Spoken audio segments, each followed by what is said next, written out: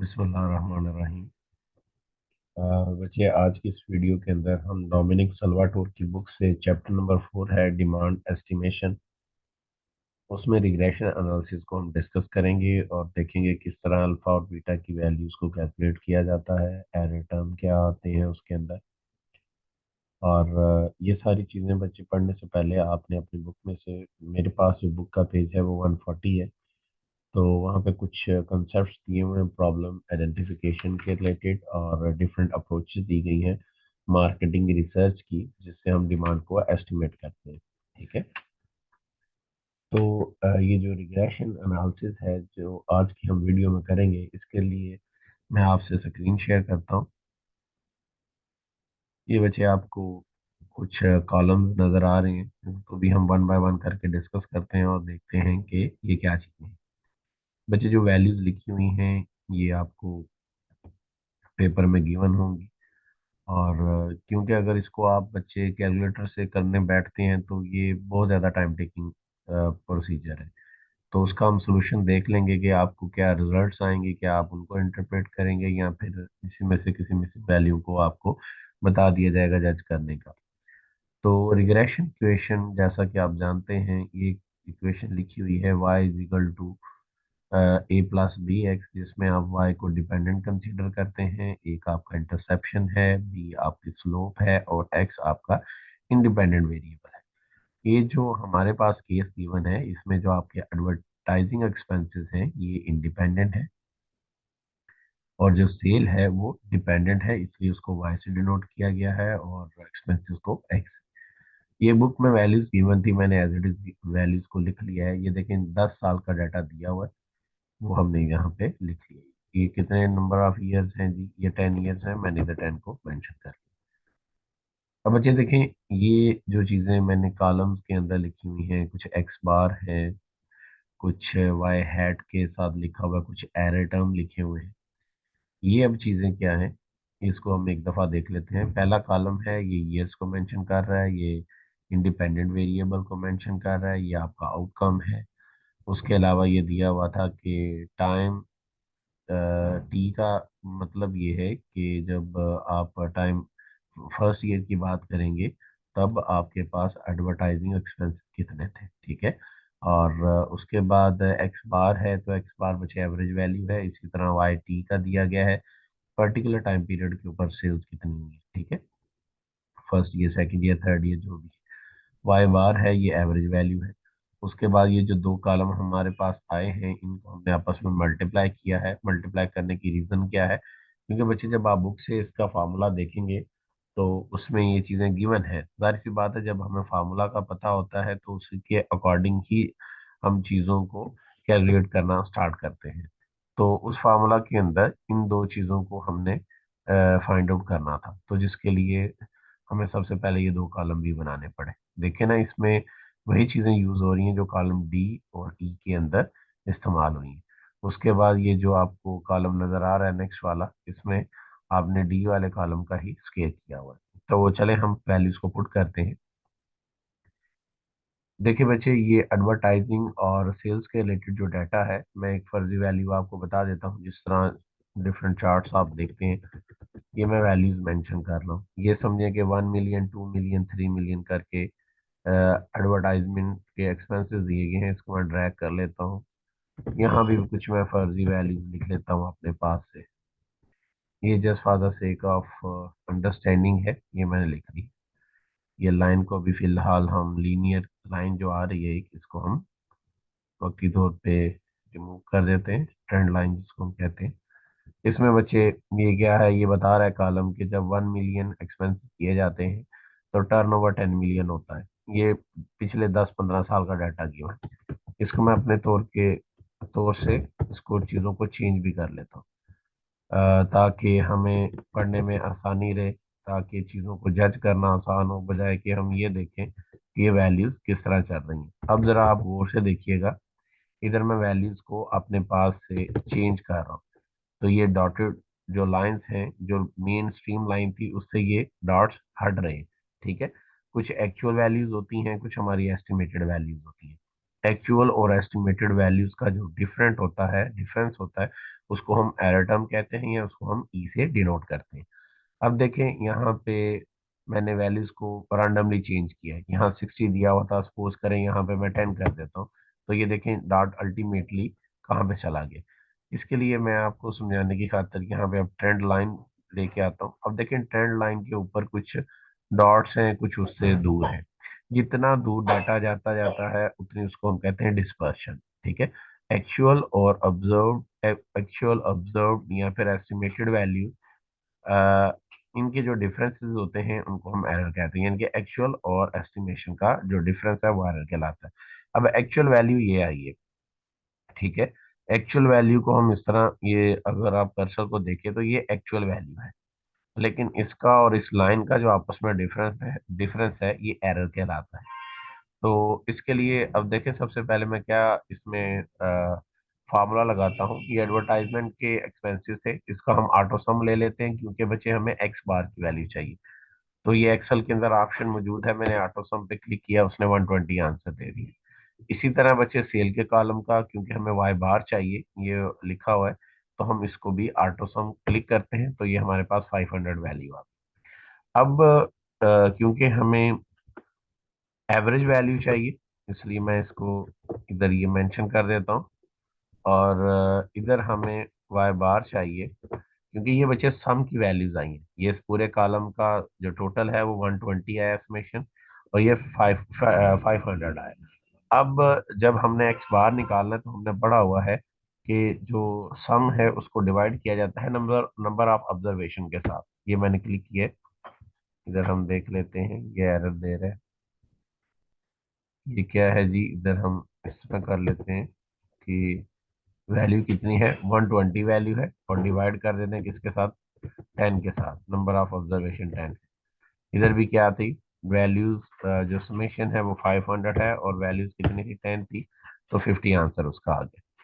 अब देखें, जब ये डी वाला कॉलम है इसको मैं सॉल्व करने लगा हूँ, इसमें हमें कुछ चीज़ों को फिक्स करना पड़ेगा।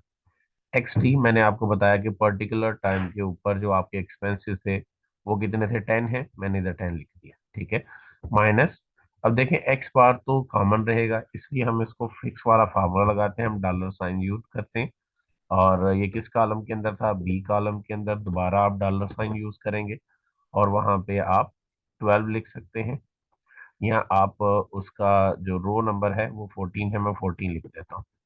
ठीक है। अल्टीमेटली वो देखें उसने वहां पे रेड बॉक्स बना दिया, इसको मैं एंटर करूंगा, मेरे पास -2 वैल्यू आ जाएगी। इसको ड्रैग करके ये सारी वैल्यूज हमारे पास आ गई। बच्चे सेम यहाँ पे भी हम करेंगे। यहाँ पे हमारे पास y की वैल्यू क्या है, 14 है, टाइम के साथ साथ ये चेंज होती जाएगी, इसलिए यहाँ पे हम इसको फिक्स नहीं करेंगे, हम फिक्स करेंगे इस 50 को। उसका मैंने आपको तरीकाकार बताया है कि आप डॉलर साइन यूज करेंगे। ठीक है। डॉलर साइन जब आपने यूज किया तो सी कॉलम था, दोबारा डॉलर साइन यूज करें, और बचे रो नंबर क्या है, 14। वहां पे देखें रेड बॉक्स सा बना आ गया, आप इसको क्लिक कर दें, आपके पास -6 आंसर आ जाएगा। इसको ड्रैग करें, सेम फार्मूला के थ्रू ही वो उन वैल्यूज को लेके आएगा। अब देखिए मुझे नेक्स्ट कॉलम की डिमांड क्या है, नेक्स्ट कॉलम कह रहा है जो प्रीवियस आपके पास दो कॉलम्स आए हैं उनको आपस में मल्टीप्लाई करते हैं। तो हम इधर हम दोनों को क्या करते हैं, मल्टीप्लाई कर देते हैं और ड्रैग कर देते हैं, हमारे पास वैल्यूज आ गई हैं। क्योंकि बच्चे अगर यही काम हम कैलकुलेटर के थ्रू करते तो ये काफी टाइम टेकिंग काम था। मैंने आपको बताया कि बच्चे ये जब आपने चीजें गो थ्रू करनी है, साथ साथ बुक के ऊपर जो फार्मूलाज हैं उनको देखना है ताकि आपको आइडिया हो। अगर हमने किसी कॉलम को ड्रा किया तो उसका पर्पस क्या है, उसका पर्पस यही है कि वो फार्मूला का पार्ट है। अब अ, इसके बाद ये वाला कॉलम है, इसको हम पहले नोट कर लेते हैं, पहले कैलकुलेशन कर लेते हैं ताकि फिर हम फार्मूला के अंदर वैल्यूज को पुट करें। अब देखिए यहाँ मैं लिख देता हूँ, इसने इसी का स्केल लिया, हम इसको मल्टीप्लाई कर देते हैं इसी के अमाउंट के साथ। ठीक है। ये बच्चे मेंशन करते हैं, और इसको हम क्या करते हैं, ड्रैग कर लेते हैं। जो फार्मूला है बुक पे पेज नंबर 153 आपने ओपन करना है।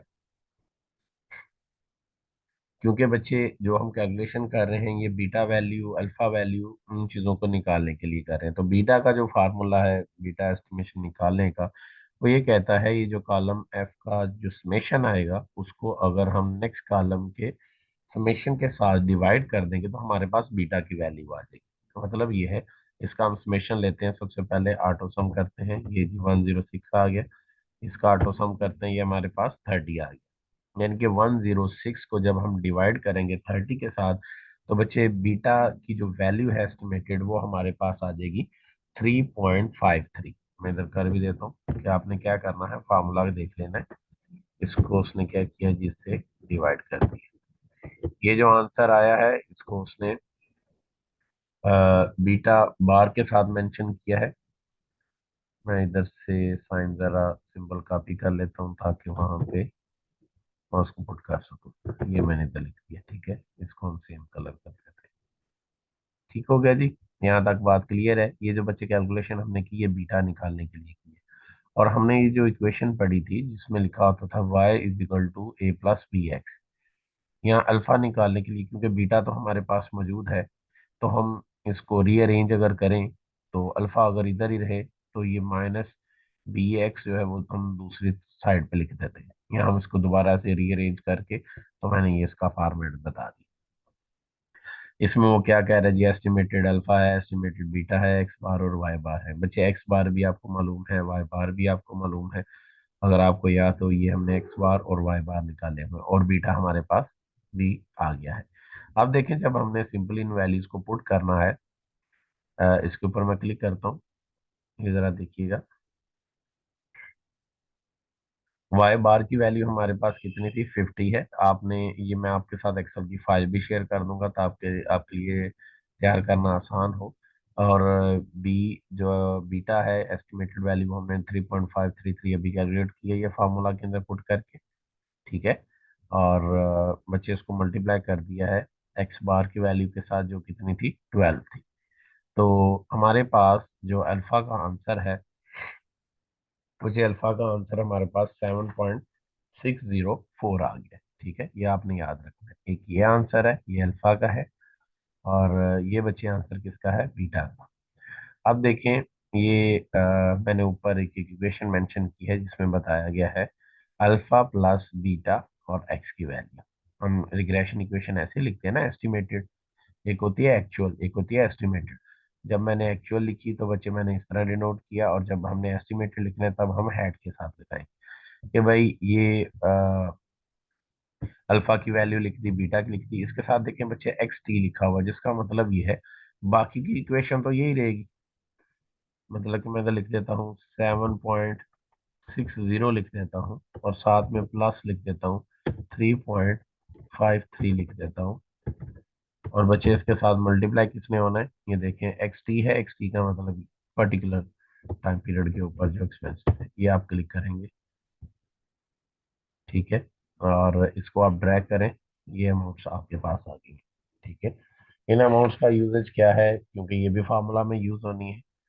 और ये देखें, इसमें आपके पास क्या है जी, वाई टी में से, यानी कि एक्चुअल में से आपने एस्टिमेटेड को माइनस करना है। एक्चुअल आपके क्या थे, वो थे जी, इधर इज इक्वल टू लिखते हैं वाई टी माइनस, ये बचे आपके पास एस्टिमेटेड है। क्लिक किया, 1.1 आ गया। इसको ड्रैग कर लें, ये सारे इस कॉलम के आंसर आ गए।